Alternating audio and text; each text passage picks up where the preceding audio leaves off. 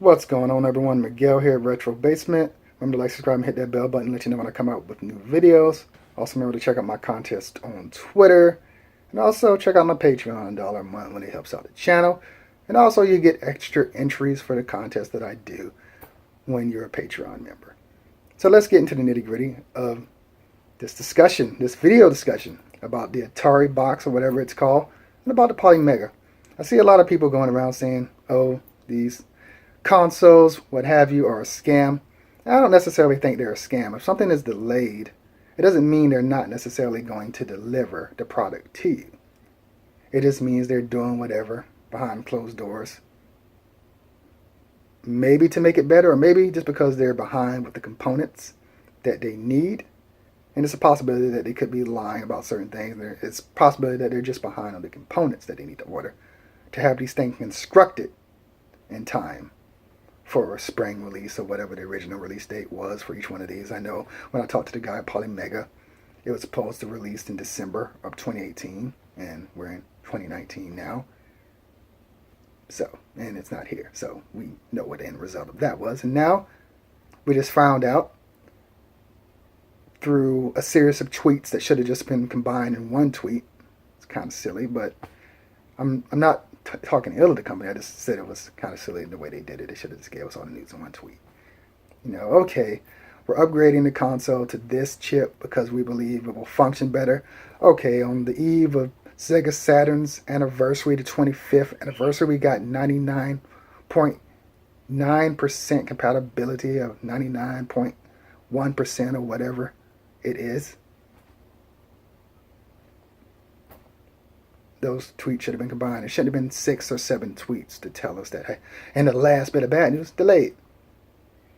I don't know what it, I don't know if you could have really, should they started off with the bad news, or should they have told us all the good news first, or put the bad news in the middle? I don't know.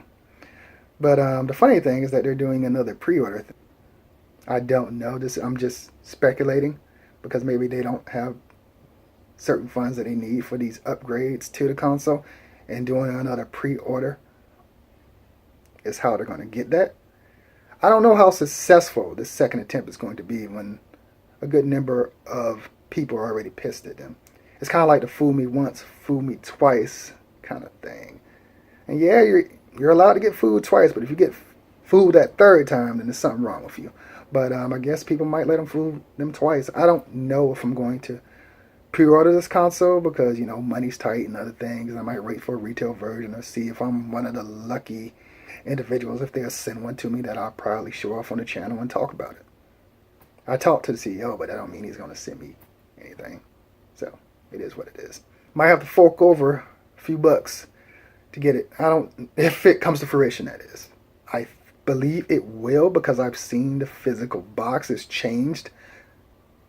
I'm going to say a few times since the last time I've seen it. You know, they did, you know, one thing, then they changed that, and did another thing, then they changed that, and yeah, we'll see if it was for the best. It's still using emulation software and different pods to get certain games to play. But you can just go out and get the retro system, but the benefit of this is less, you know, clutter. But if you have all these pods too, I don't know if it's less clutter. If you had like one system that did everything like the Retro Freak or the Retron 5, like you have a CD base like in the middle, and you have a cartridge base up top somehow or something, you can figure out as a design. I'm not a design engineer, so I can't tell everyone how to do it and what's feasible and what's not, but I believe that would be feasible. But the cost and other things for optical drive and make sure it stays functioning, make sure it doesn't go kaput after so long. Maybe design it like the Sega Saturn, where they have a cartridge slot up top where you can play certain games, and I don't know. I don't know how they should do it. I guess they have their engineers for that. But yeah, I don't think the Polymega is a scam. I just think it's just taking some time. The only thing they were somewhat I want to use the right term here, a little bit disingenuous with the final product, but maybe they saw that the final product and what they had in mind might have cost too much. Maybe. Or maybe not. Or maybe they're just trying to find ways to lower the cost and get as much money as they can through emulation software. So, yeah, it's a funny time. I'm glad that they've got most supposedly Sega Saturn games working. I will be at PAX on Thursday, so if they're there, which I don't think they will be, I will check it out. But I will be at E3 as well, so we'll see what happens. I don't know if this thing will come out before E3. I don't think so. I think it'll come out after E3, but I could be wrong. For the Polymega. In the Atari box, I'm wondering if there'll be an E3 at all. The Atari box, the Polymega appeals to me a little bit more than the Atari box. Reason why, I do like Atari and I do like the games and I do like Tempest and other things like that. If those were exclusive to their console. Because Atari does have some things that they could work with. They're not the Atari of old, so they don't have as many IPs like Sega does, or like Nintendo does, or even probably like Microsoft does these days, which is kind of sad, so I don't know what they're going to do. Polymega is appealing to us retro people. Atari box is appealing to, not quite sure, since it doesn't have an optical drive or a cartridge space or anything. That's something that they probably should have added, but they didn't. So, I don't know. These two systems are interesting, though. The fact that both of them have been delayed. But no, I don't think both are a scam. I think one's leaning a little bit more towards that than the other one, and you might know which one I'm talking about. Because I haven't seen anything. Maybe someone else has, but I haven't seen anything in any of these gaming showcases for the Atari system. And nothing more than a mock-up that we've seen online. So I've seen the Polymega. So I have a little bit more belief in that. And I've talked to the CEO. I believe it was the CEO. Yeah, it was the CEO. But I haven't talked to anybody at Atari. So if I see them at PAX or if I see them at E3, that would give me a little bit more faith than just seeing things online or mock-ups of this and that.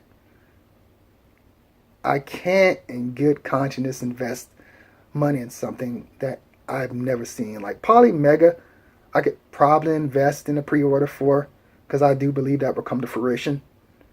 Atari box, I wouldn't invest in, just like I did invest in the CD.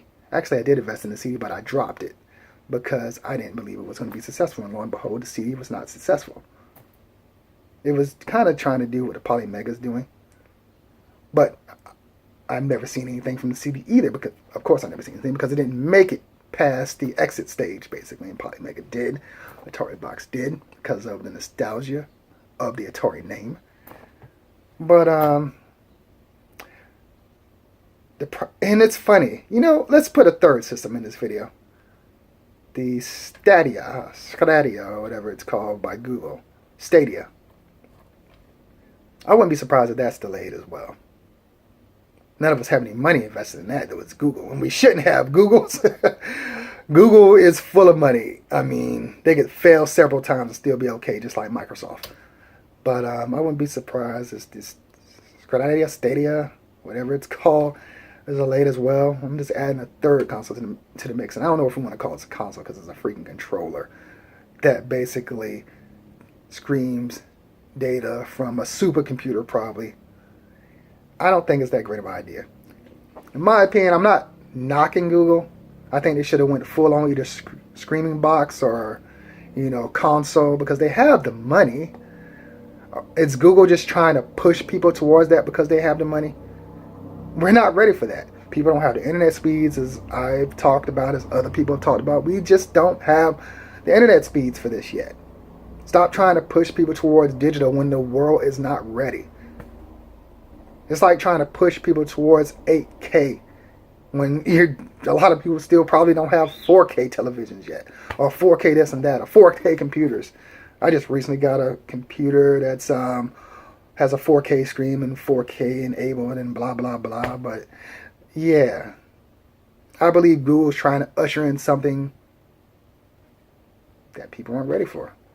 They got the money to keep it going until people are ready for it, though, if they choose to do that. But if you want a good screaming box, get the Nevada, or not Nevada, NVIDIA Shield or NVIDIA Shield or NVIDIA Shield.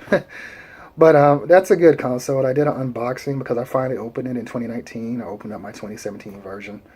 I believe it's a very good box, and I might put a video on here in regards to it, but I believe you should invest your money in that. Take a wait and see approach to Google. Take a wait and see approach to Atari.